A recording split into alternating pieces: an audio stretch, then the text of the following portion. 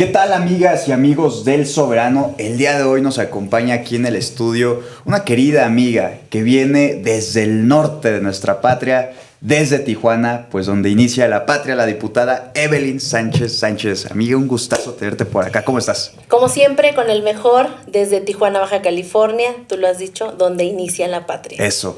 Y a ver, para que nuestro público te vaya conociendo un poquito más, cuéntanos sobre ti, cuál es tu historia de vida, qué es lo que te impulsó a querer estar en la política, cómo es que llegas al movimiento de la Cuarta Transformación, cómo es en general que pues, te interesas en estar en la vida pública de nuestro país y sobre todo pues allá en Tijuana, en Baja California.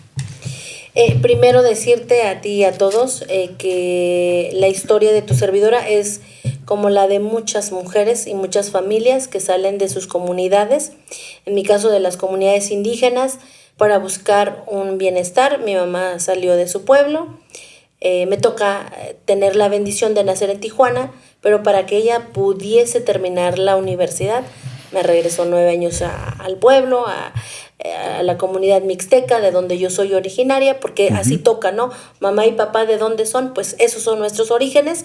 Regresamos a Tijuana, a un contexto y a una gran diversidad, donde decía Andrés Manuel, ahí te encuentras todo. Sí. Todo lo que tú quieras en diversidad cultural, económica, diversidad de estos matices, está la concentración en Tijuana. ¿Y cómo entramos al movimiento? Pues justamente por la búsqueda de una justicia y la resistencia de las comunidades indígenas que años, más de 500 años en la lucha de sus derechos, de buscar una justicia para las mujeres, para todos los sectores. Y en ese sentido me toca seguir al licenciado desde que él era jefe de gobierno, desde allá, ¿no? Desde los 2000s. Desde allá, desde Tijuana, y vimos y nos tocó parte de la formación del movimiento. Claro. Me toca todo eso de viva la austeridad, trabajar lo que es a ras de tierra, y eso es lo que nos hace no despegarnos de qué es lo que queremos, hacia dónde vamos, pero sobre todo jamás olvidar mi identidad. Estoy muy lejos, a kilómetros de mi tierra, de donde están mis orígenes, pero así como tu servidora, hay millones de mexicanos que anhelan estar en condiciones mejores y que buscan otros espacios. Si bien estamos en Tijuana, pero hay muchos mexicanos que se van a la Unión Americana. Claro. Y bueno, me interesa toda esta parte tuya de, o sea, siendo joven, ¿cómo te enfrentas a la organización, reestructuración del movimiento que ahorita pues tú lideras, ¿no? Allá en Tijuana? ¿Cómo es esa parte de haber construido partido, de haber hecho movimiento, cuando las condiciones en el país no eran, políticamente no eran las más óptimas y tampoco socialmente, ¿no? O sea, hay que recordar que el partido, el movimiento Morena, una vez que el licenciado Andrés Manuel López Obrador sufre el segundo fraude electoral en 2012, pues decae, ¿no? O sea, aunque no quisiéramos, pero sí decayó mucho ánimo entre la gente, entre el pueblo. ¿Cómo fue para ti el construir y el hacer partido allá en Tijuana? Eso es una pregunta que me interesa mucho. Sí, fíjate que como estamos en una parte fronteriza y que miles de familias que vienen de otros estados de la República vivimos diferentes situaciones. Una, desde el tema de inseguridad que se vivían en otros estados de la República, que vienen huyendo de sus estados o de sus países, porque al final Tijuana abraza a propios, pero también a quienes vienen de otros países del mundo.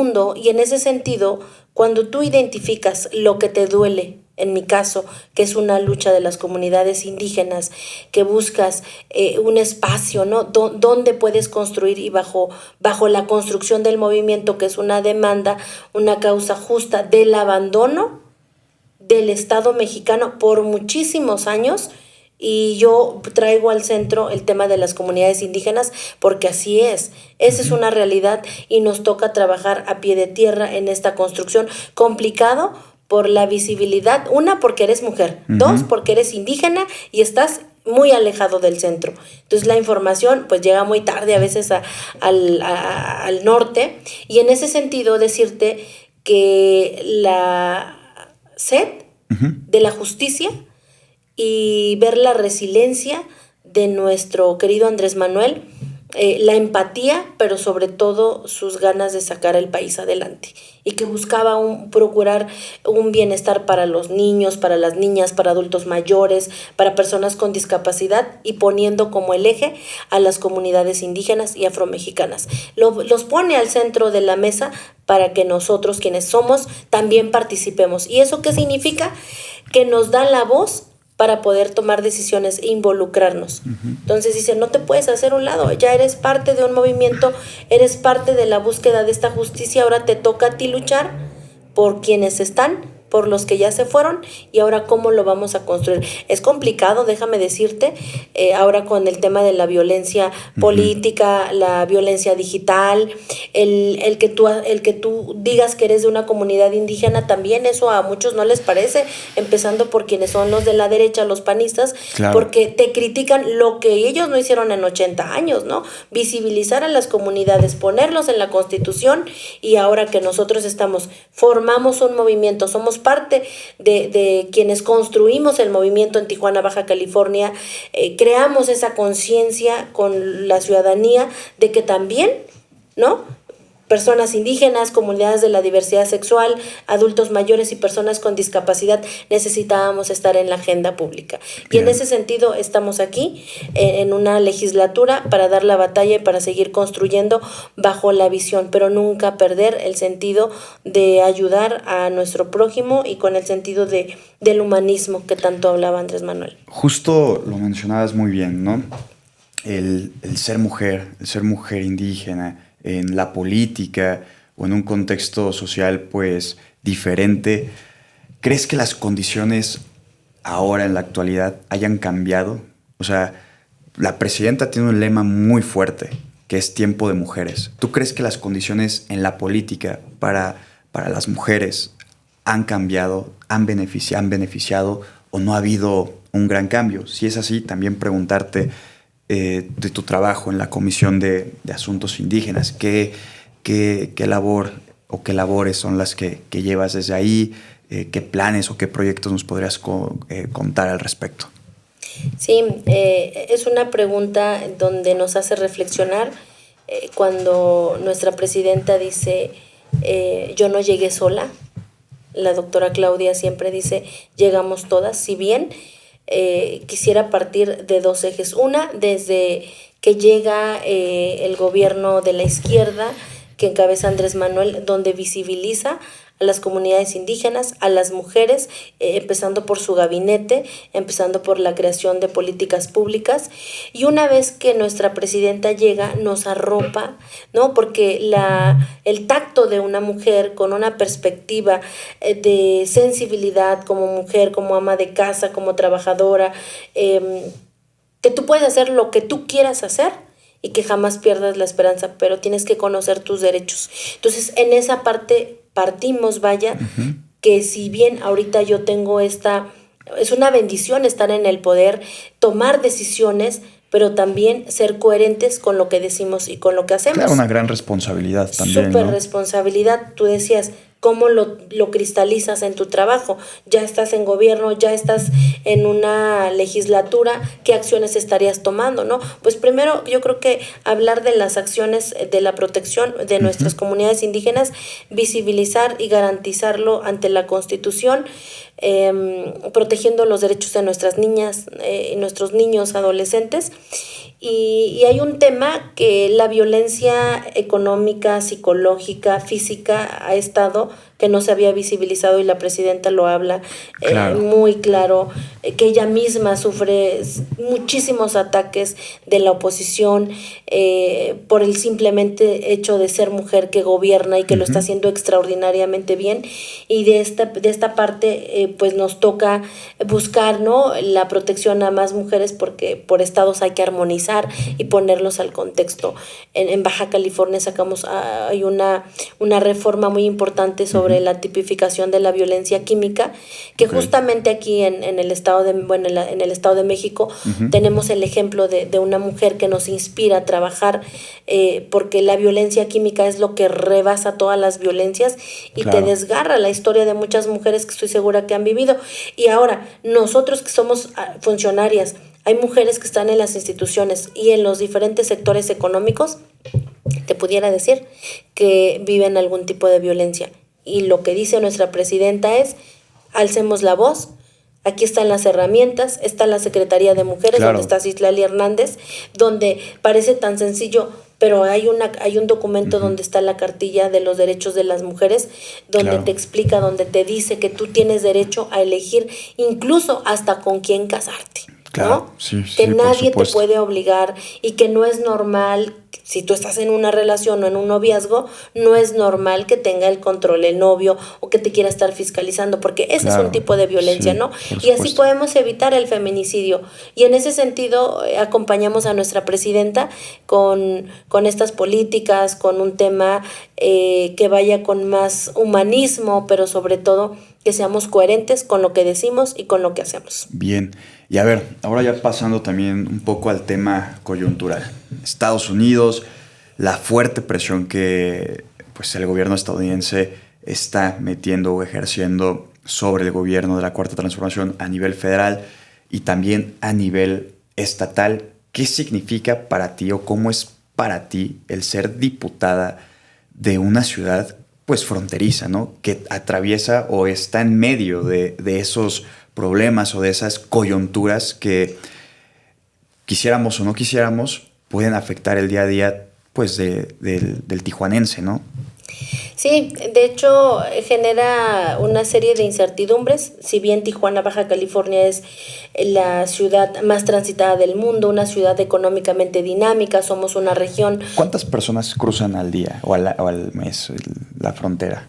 Ahí te va, de los 2 millones de habitantes que estamos en Tijuana, Baja California, del 100%, el 96,000 en cruce de automóvil son quienes nacen en Estados Unidos, trabajan en Estados Unidos, pero viven en Tijuana. Entonces, todos los días cruzan en carro, ¿no? Estamos hablando de 96,000 automóviles. Y el otro porcentaje es del turista que camina a pie. Ok. Y el otro, pues, de los pues americanos que vienen a hacer sus compras, pero al final tienen que regresar. ¿Cómo afecta? Bueno, como gobierno que estamos en Tijuana, que estamos en un congreso, pues la certidumbre de darle seguridad con generar estos acuerdos, atender ciertas reuniones binacionales donde que tengan esa garantía, pero sobre todo con los empresarios que también dicen, oye, la inversión, bueno, pues ¿cómo se equilibra esto? Pues justamente con la posición y con la gran gobernabilidad que tiene la presidenta de tener este buen diálogo con el vecino país, y cuando tiene que defender siempre lo ha dicho, tenemos que colaborar. Claro. Más no voy a hacer subordinación. No somos subordinación. ¿No? Entonces estamos en la colaboración, en la coordinación, pero jamás vamos a estar en la subordinación. Y en la defensa de la soberanía nacional de nuestro país, pues desde Tijuana lo hacemos, desde cada uno de los municipios, pero sin perder pues esta parte de que Tijuana es una ciudad migrante, es fronteriza, donde cruzamos millones de mexicanos, porque es Sí. la mano mexicana que se da y detona la economía de San Diego, California. Eso es un dato también importantísimo, lo de San Diego. Tienes muchísima razón. Y a ver, sabemos que Tijuana se ha ido transformando. Sin embargo, pues creo que todavía hay deudas históricas, ¿no? Para el tijuanense. ¿Cuáles detectarías ahí tú y qué se quisiera hacer diferente para Tijuana en un próximo futuro cercano? Sí, como la ciudad es migrante y es tan dinámica, yo creo que uno de los temas que incluso se toca puerta desde la presidencia de la República, es el tema de movilidad. Okay. Tijuana está creciendo, somos 2 millones de habitantes, ¿no? Son ya pesa. Y es una realidad que no se puede parar el ingreso de las personas que llegan, porque Tijuana abraza a todos, porque tenemos una política humanista, porque desde que tenemos a nuestros hermanos mexicanos que cruzan a la Unión Americana, pues dice, trátalos como te gustaría que trataran a tus connacionales, ¿no? Y en ese sentido, de las cosas que nosotros estamos buscando, pues yo creo que es fortalecer la economía familiar para los tijuanenses, porque es una ciudad fronteriza, es bondadosa, abraza a todos, y es lo que mueve la vida de los tijuanenses, ¿no? Entonces, el autoempleo, el darle las herramientas para que tengan y puedan tener la autosustentabilidad, pero sobre todo siempre pensando en unos 10 o 15 años, porque la ciudad va a seguir creciendo, ¿no? Entonces, sus ejes centrales para seguir trabajando en lo legislativo, desde la aprobación del presupuesto, pues que sí se vea muy claro el tema de infraestructura, el tema de movilidad, el tema de seguridad y, bueno, pues fortaleciendo la economía de los tijuanenses. Y a ver, una pregunta pues clave. ¿Tú ves a la oposición articulada en el norte del país, en Baja California o en Tijuana? No, fíjate, nada más, lo que no hicieron en 80 años, lo estamos haciendo nosotros, a marchas forzadas, trabajando con la visión de este movimiento que pues el recurso bien administrado va directo a la ciudadanía, ¿no? Cero opulencia, trabajando siempre con honestidad y con el pueblo, ¿no? Claro, entonces, no hay cavidad, ellos están moralmente ya derrotados, están peleando sus pluris, ¿no? Por eso estaban en contra de las reformas y de todos estos proyectos de las pensiones vitalicias que ellos mismos se dieron en sus tiempos y que ahorita, híjole, se dan golpes de pecho. No, Baja California está gobernando el movimiento de Regeneración Nacional, así va a ser desde Tijuana, Baja California, trabajando con todos los sectores, ¿no? Bien, y ahora ya también para ir cerrando poco a poco, 3 logros que usted considera importantes que la gente sepa, sobre todo que se hayan dado tanto en la región, en Baja California, en el estado, como en Tijuana. Yo creo que uno de los grandes ejemplos que dimos como legisladora en materia indígena y que es un tema nacional por un tema de justicia social y que hemos avanzado más que muchas otras legislaturas, sacamos una reforma constitucional para garantizar los derechos políticos de las comunidades indígenas y afromexicanas en Baja California. ¿Qué quiere decir? Que en los comicios electorales los partidos políticos sí o sí están obligados a tener candidatos en las planillas de regidores y de diputados. Entonces, Baja California ya lo cumple de manera constitucional, otros estados lo están buscando cumplir a través de acciones afirmativas o yéndose a sentencias. Segundo, una de las reformas que tiene que ver con el tema de las mujeres, pues es el avance que construimos acerca de el tema de las pensiones alimenticias, ¿no? De los deudores alimentarios. Que hicimos un trabajo con el Poder Judicial, que estuvimos coadyuvando con otros compañeros, pero es un tema, es una muestra del pan de cada día de las mujeres que buscan la certeza y procurar el bienestar económico de sus hijos y sus hijas, y que ya es un derecho constitucional de lo que hemos tenido en Baja California. Y en otro sentido que también ha tenido el impacto es trabajar para los niños y niñas con autismo.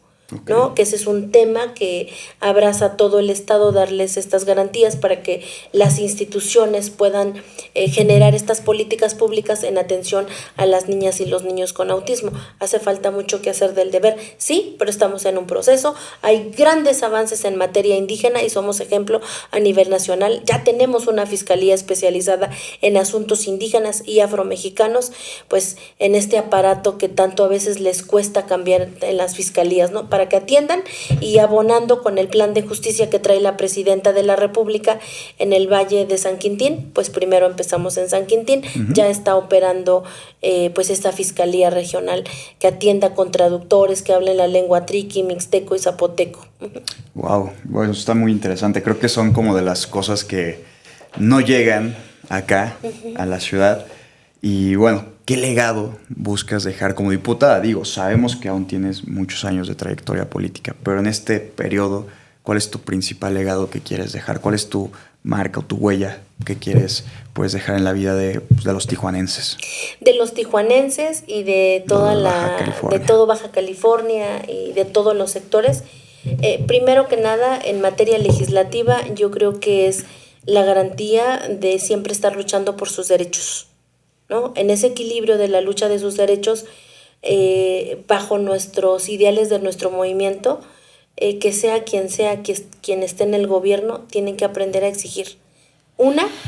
Que no todos somos iguales. Claro.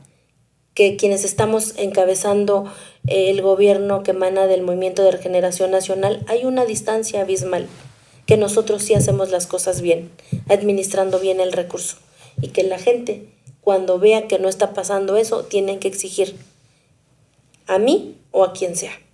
¿Por qué? Porque es un mandato constitucional administrar bien el recurso para ser coherentes con lo que decimos, con lo que hacemos, y todo sea bien distribuido en el territorio. Bien, y bueno, ya para finalizar, un último mensaje que le pueda dejar a nuestro público, a nuestra querida audiencia del Soberano. Pues acá está. Pues al la mejor, cámara. ¿no? Decirles a todas y a todos que desde Tijuana, Baja California, abrazamos pues estos trabajos que encabezamos desde el movimiento, pero decirles que siempre, siempre, siempre vayan con mucho orgullo a donde vayan, que no olviden su identidad cultural, porque habemos millones que salimos no porque gusto, ¿no? Sino por una necesidad, y en la búsqueda de ese sentido no olvidemos nuestra identidad, porque México como ninguno, y hay que llevarlo en el corazón y en el alma, y a seguir trabajando por un país mejor, por una ciudad mejor, desde tu comunidad, desde tu colonia. Bueno, pues muchísimas gracias, querida diputada. Y ustedes no olviden compartir, dar like y comentar, y sobre todo apoyarla y seguirla en sus redes sociales. Ahí la pueden encontrar y van a poder seguir continuando viendo todo el trabajo legislativo que está realizando, pues a favor de la agenda que, como ustedes muy bien escucharon, trae de manera muy positiva, porque en efecto es una lucha histórica y es algo que se debe de hacer, es algo que se debe de confrontar. Y pues muy bien, muchas gracias, diputada, y felicidades por su gran trabajo, porque en efecto es algo que está abandonado por los gobiernos neoliberales, por los gobiernos panistas, prianistas, y qué bueno, en verdad me da gusto que se haya metido a esta lucha. Muchas gracias. A seguir dando la batalla. A seguir dando la batalla.